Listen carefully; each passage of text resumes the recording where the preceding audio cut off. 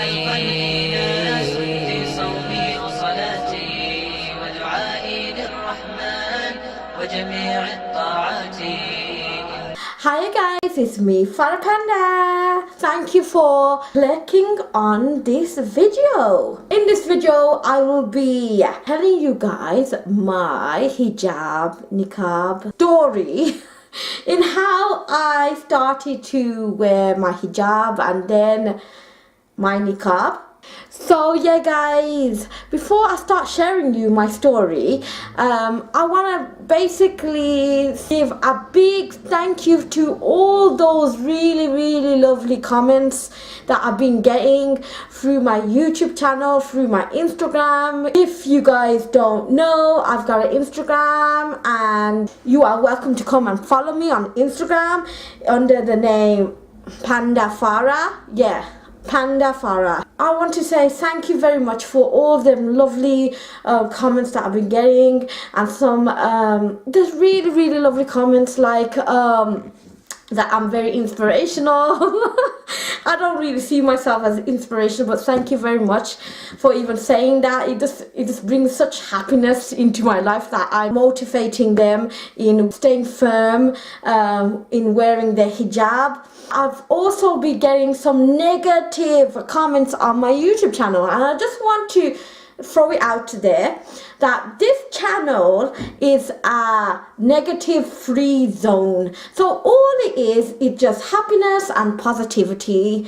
Yes guys, happiness and positivity, no negativity please. If I receive any of these negative comments, I'm just not going to look at it. I'm just going to delete it. And you know what guys, no one's forcing you, Mr. or Mrs. Negativity, to come and click on my channel. So you can click off if you don't like my contents or my videos, that's fine. So yeah guys, that's all I want to say. So let's go into the video. Let me first start off by explaining you guys what is a hijab. For those that don't know what a hijab is, basically it's something that I'm wearing underneath my niqab right now. And hijab is basically, in Arabic, it's translated into barrier. So basically, you know, something that's covering you. Hijab's supposed to be from head to toe, and it's something that's loose, and something that just shows your hands and face and feet. Feet is optional though. It depends on the interpretation of hijab. Hijab, for majority of the women that I know, is something that covers the head to under your chest. I mean, hijab again is also interpreted from head to toe, also translated as burqa, but we're just talking about hijab. So a niqab, guys, is what I'm wearing right now. You can see, you just see my eyes, and yeah, that's a niqab. My story is very straightforward in how I wore the hijab. It's nothing like spectacular or anything like that. I'm a very boring person in reality. As I was growing up in my family, we as a family knew that we were Muslim, but we followed more of, I would say, more of the cultural Bangladeshi culture. So if you guys don't know, I am a British Bangladeshi, and my parents came from Bangladesh. My mom came anyway to UK when she was 14 years old. But I don't know about my dad. Apparently he came in the 1980s as well, so I'm not really sure about my dad's background. Culturally, in the Bangladeshi society, Bangladeshi community, culturally, women were just taught to stay at home, looked after kids, looked after husband, and did all these things. I'm not saying that that's a bad thing, but I'm saying that's how they only thought of their lives back then in the 1980s and 70s and so on. While I was growing up, there wasn't a lot of influence in Islam. I mean, we knew that we had to pray, we knew that we had to fast, we knew that we had to give to charity, but there wasn't no knowledge and why we had to do these certain things, but why we had to cover up. You may say that, what did your mom teach you? But let's just look back. Because back then there wasn't a lot of Islamic education. I did go to the local masjid or mosque around my area. There was two. There was a white mosque and there was a green mosque. So the reason why we call it white and green mosque, because the mosque was white, one mosque, and the other mosque was green. So we called it the Green Mosque. So as I was growing up, we learned Arabic, and that's it. I mean, there wasn't no teaching on, like these days, if you go to the masjid, you will see a lot of classes. It's not only learning Arabic, but also etiquette classes. Also, there's so many other classes basically available now. But back then there was nothing. So all we knew is that we go to the mosque and we come home. Once I started going to high school, and that was back in 1998. It was after when my father died, I think. Yeah, it was after my father died, because my father died in that year. So after my father died, he died in May, and I went to high school in September. So there was like that transition. I mean, our family went through quite a lot of, you could say mourning after when my father died. After the passing of my father, my mother started to tell us more about the prophets' lives. The prophets in the Quran, there are 25 prophets mentioned in the Quran, and I remember she used to sit at the table and she used to read the Quran, and then she used to just tell us the stories from there, and it was really nice to hear as a child. So I had that knowledge like through my mother. At that time my mother just kept on telling us, so I was like, I enjoyed the stories. I mean, come on, who wouldn't enjoy the messenger's stories? I mean, the prophet stories, they're all great. What my mom has suggested, that once I start high school, I should wear the hijab. So she just suggested it to me, and I accepted it because I was young, 11 years old probably. I just became 11, and you could say I just wanted to please my mother. I didn't want my mom to be upset, because especially as my dad passed and we were all upset, and I just wanted her to smile, wanted her to be happy. So that's why I wore the hijab.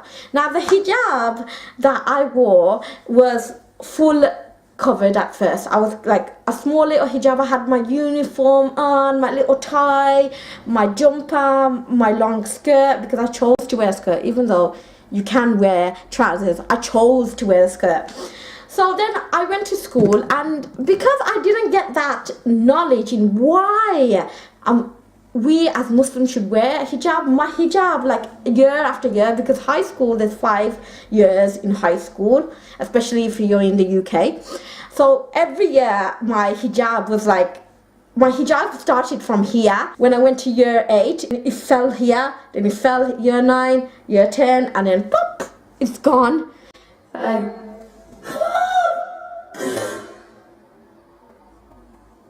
It's just disappeared. My hijab did. I don't know, so young and so naive. I looked at everyone in my school, and school that I went to, it was very mixed race, more of the Indians students.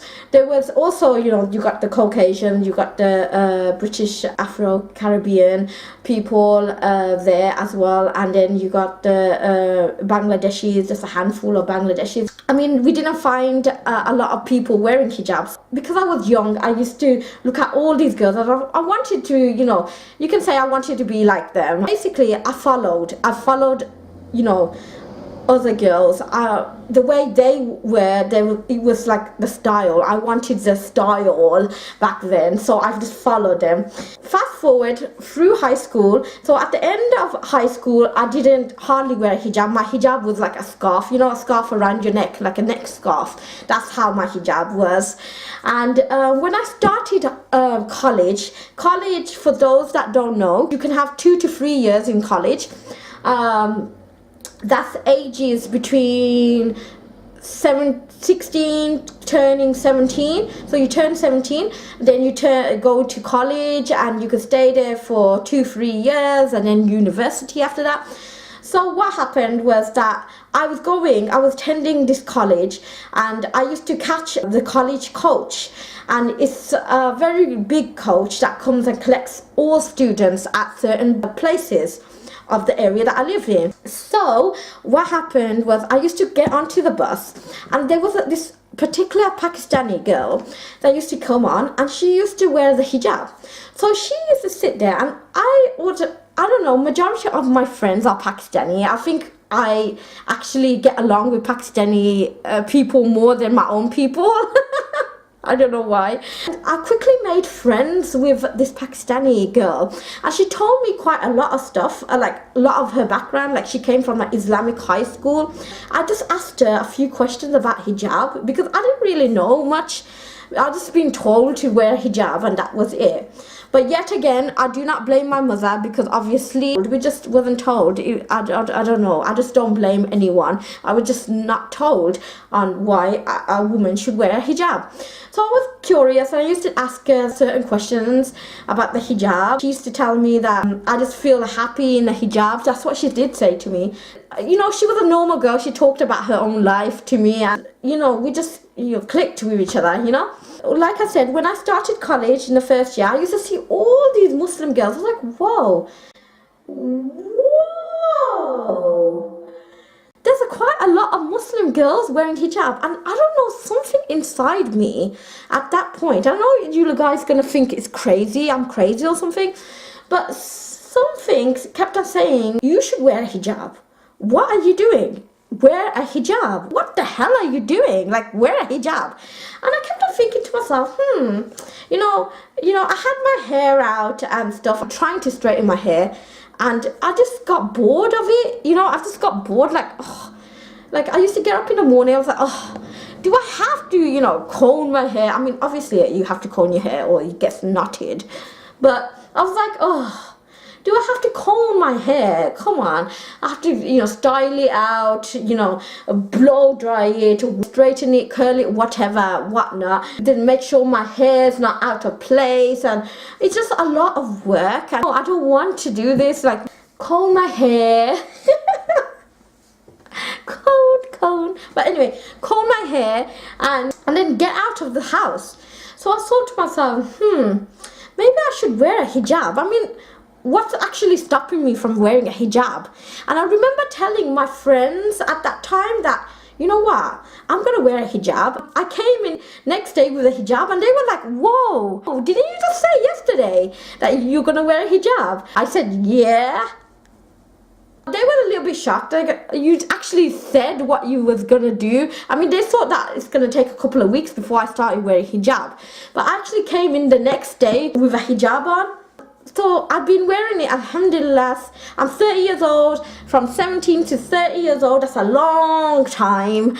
I've been wearing hijab. Coming to my niqab, it's been near 5 years now, alhamdulillah, that I have wore the niqab. And I know what you're saying, guys, you don't need to wear the niqab, but guys, I chose to wear the niqab. The reason why I started wearing the niqab is because I did a lot of research on the hijab. I just took the knowledge. I said, yeah, I've got the hijab, I've got the requirement because it is in the Quran. It's obligatory for all women to wear the hijab. It's great to live in the West and to choose what you can wear, but in Islam, if we look actually at the teachings of Prophet Muhammad, peace be upon him, and the Quran, it actually is an obligation for all Muslim women to wear the hijab.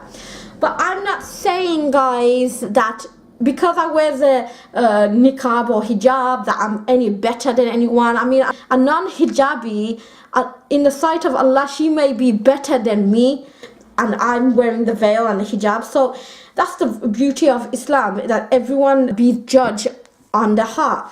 But we also need to take into consideration that Allah has obligated this on all females to wear a hijab. That's why we say it's obligatory in Islam for a woman to wear hijab. Coming to my niqab, it's like a totally different story to the way I started wearing my hijab. I fell pregnant with my eldest son. And I remember going to Birmingham, and at that time, right at the top of Broad Street, if you know the Birmingham city centre area, right at top of Broad Street, there used to be a Tesco's that I used to go into. And at that time, during pregnancy, I ate a lot of sandwiches. I don't know why I craved a lot of sandwiches. So at the time, I was going to Birmingham, so I thought to myself, I'm just going to stop at Tesco's, grab a couple of sandwiches. When I mean couple, I mean like 10 sandwiches. Yeah, the £1 ones that I used to get. I grabbed a couple of baby things because obviously I was becoming a new mother. I was carrying quite a heavy bags. So I was like this. And I remember the way I did my hijab.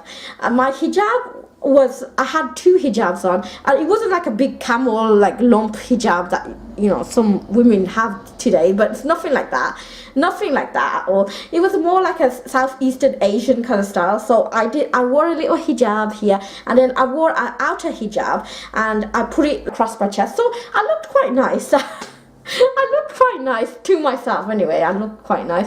And yeah, I was just walking out of Tesco's with my two bags, and there was like a group of guys just standing there, and they were students, and they looked like international students because they were speaking their language, and they were like, so loud, and they were just standing there and talking in their language. And I don't really have a problem with that. They can speak whatever language they want. It's just they kept on staring at me, and they were standing on one side of the bus stop, and I was standing on the other side. On purpose stood on that side because there was a group of guys and I'm just the only female. And I kept on looking back, and at that time, obviously I'm a married woman, and I felt very uncomfortable. They kept on looking at my face, and they kept on saying something and looking back like, psst, psst. I was like, come on. I mean, is there something on my face? Trying and get a reflection in the window of the bus stop. But they kept on like talking and smiling over at me, and I felt very uncomfortable. I just didn't want, you know, them to come and hassle me. Especially I'm pregnant. I'm very moody at the time as well because I was hungry and I wanted to eat my sandwiches in my bag. So the bus came and I got onto the bus, and the guys went upstairs. I stayed where the bus driver is. The bus driver was there and I sat right behind him, just there. And there was like 3 or 2 more stops. So what happened was international students, exchange students, whatever you call them, they came downstairs and they were just smiling, and they was just looking back at me again. Come on, I felt so disgusted, like not at myself but at their behavior. Like, come on, don't look at me, I've got a hijab. The purpose of wearing a hijab is for protection. It's not for you to, you know, look at me, isn't it? It's not for you to, you know, stare at me and stuff like that and try and get eye contact. I kept on looking out through the window again. It just made me feel like very uncomfortable. And even though I didn't do anything wrong, obviously I was just sitting there waiting for my bus stop to come. They luckily left the bus, so they left the bus and they went their own way. But I just felt to myself, can you stop staring at me, man? It just made me feel a little bit sick. And even though I was pregnant as well, I mean, come on, I felt sick anyway, but their behavior was like very sickening to me and cringeworthy. So, I got home and it was fine. And then in a week's time, I was gonna go to Turkey. So what happened was my sister came over and she told me that she started wearing a niqab. So I was like, I just looked at her and I was like, are you serious?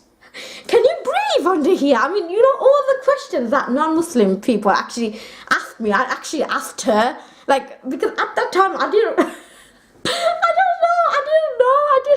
I didn't know anything about the niqab. That's my mentality back then.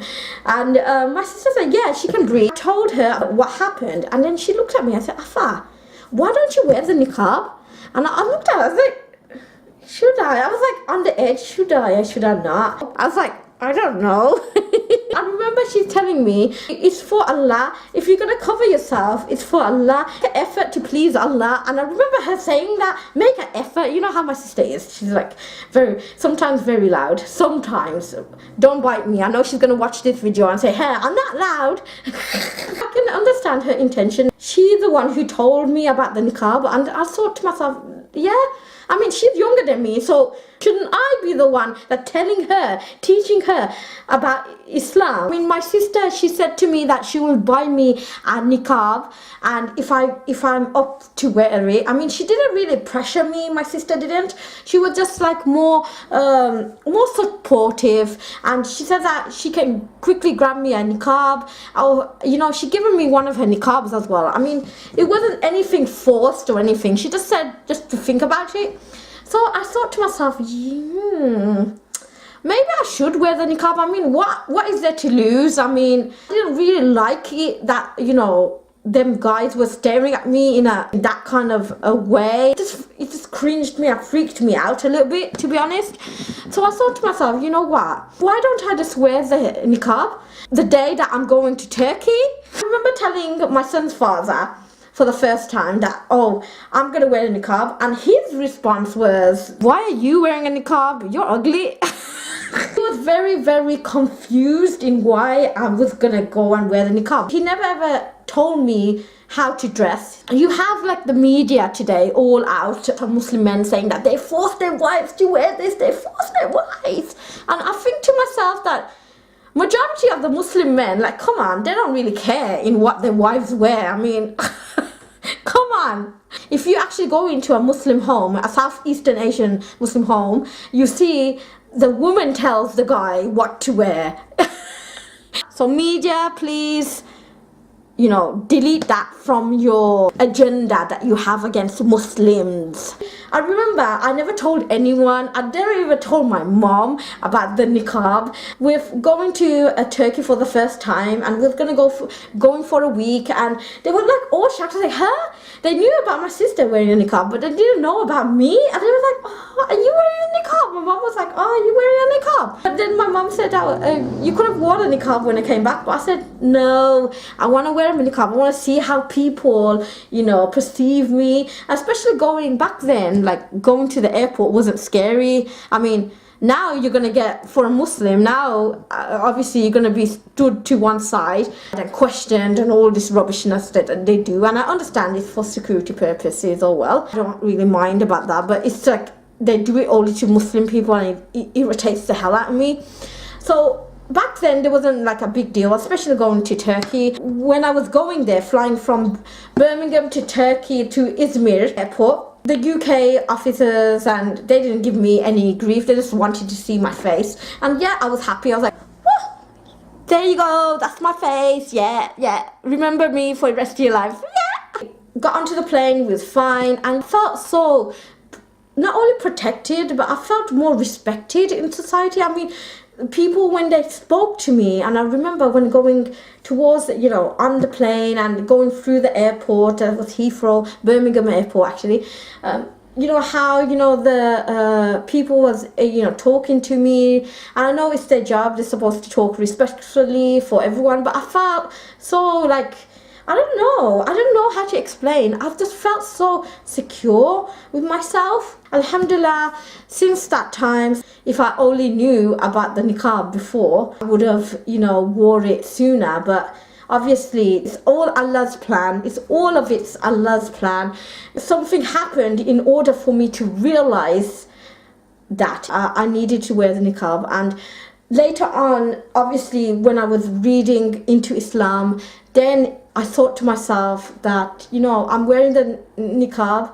My intention is to please Allah. This is only my opinion, my interpretation of Islam. Is like, it's a form of worship. If you do it for Allah, you will also get a reward for it on the Day of Judgment. And if I cover myself, hopefully I pray to Allah that on the Day of Judgment, Allah, please, I'm saying it right now actually, please Allah, the way I cover myself, Allah, on the Day of Judgment, Allah, on the Day of Judgment, Ya Rab, protect me and cover my sins, Allah.